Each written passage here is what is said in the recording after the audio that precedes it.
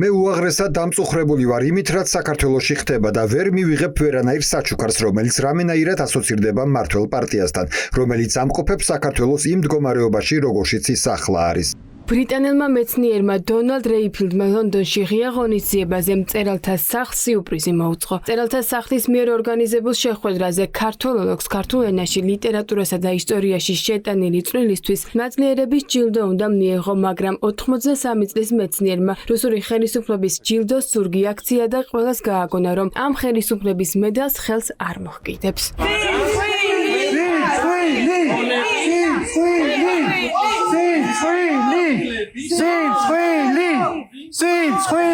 მას შეიძლება ქართული ოცნების ხელისუფლებასთან დაახლოებული პირები ლონდონში, პარიზში დადიოდნენ, დიახ. რას ნიშნავს?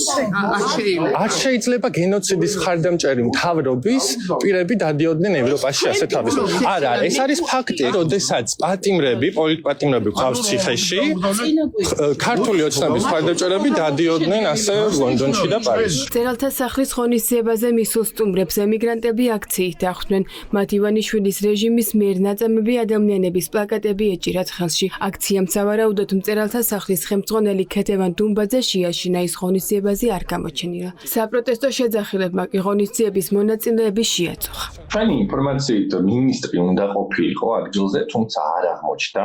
ამ ივენთის შესახებ მე ვიცოდი, როდესაც გაჟღერდა რომ ეს ივენთი იქნებოდა ხელმისაწვდომი ფართო საზოგადოებისთვის, მინისტრის და მინისტრთან დაახლოებული უშუალო პირების დასწრება, როგორც ჩანს, საერთოდ რომ ჩათვალა, რომ არ იყო მიზანშეწონილი. მთელი ივენთის განმავლობაში ვიყავით გარეთ და ასევე დაველოდეთ იმ მომენტს, როდესაც ისინი გამოვიდოდნენ, რათა თითოეული მათგანი გაგვეცილებინა შეძახილებით. 83 წლის ბრიტანელი ისტორიკოსი, ლონდონის Queen Mary's უნივერსიტეტის პროფესორი, რუსული და ქართული ლიტერატურის მცოდნეა. მას არაერთი ქართველი მწერალი აქვს ნათარგმნი. იკვლევდა საბჭოთა კავშირის ტერორისტულ ქმედებებსაც, ამიტომ 83 წლის ენათ მეცნიერის უარი ქართულ ოცნებას თბილისში არ გაგვირვებიათ. მას აქვს სრულიად შესანიშნავი დიდი კვლევა დაწერილი საქართველოს იმპერიათა საზღვარზე. პლუს აგერ მიჭირავს ხელთ მისი წიგნი სტალინი და მისი ჯალათები, სადაც დონალდ რეიფილდი კვლევდა წლებისა და წლების განმავლობაში ტერორის ფსიქოლოგიას. ნამდვილად ვერავინ მოატყუებს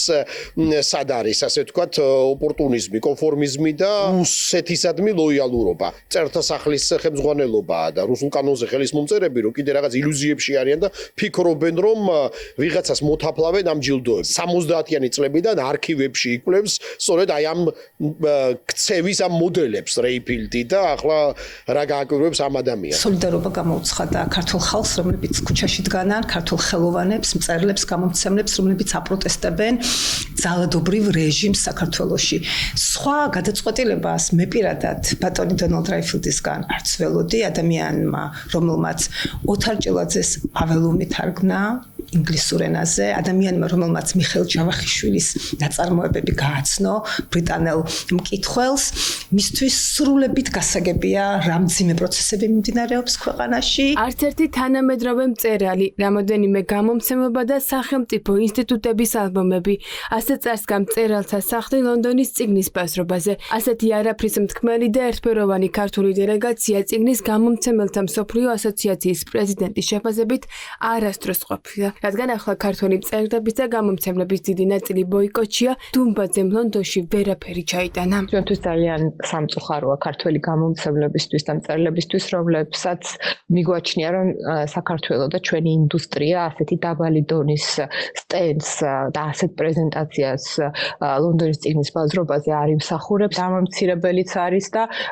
ძალიან მძიმეა ამ სურათის ნახვა. გამომცემლების და მწერლების ხმა ისმის ისახმამაღლა, როგორც არასდროს დღეს, მათ შორის ლონდონის წიგნის ბაზრობაზე. ის რაც დონალდ რეიფილდმა გააკეთა, ეს იყო ცივილიზებული და დემოკრატიული ღირებულებების პატივისმცემელი საზოგადოების პასუხი და სილა მწერალთა სახლს. მწერალთა სახლის ინფორმაციის თანახმად ღონისძიებაზე სიტყვით კულტურის ისტორიის მუზეუმის დირექტორი და ტენა იმედის წამყვანი გიორგი კალანდია გამოვიდა.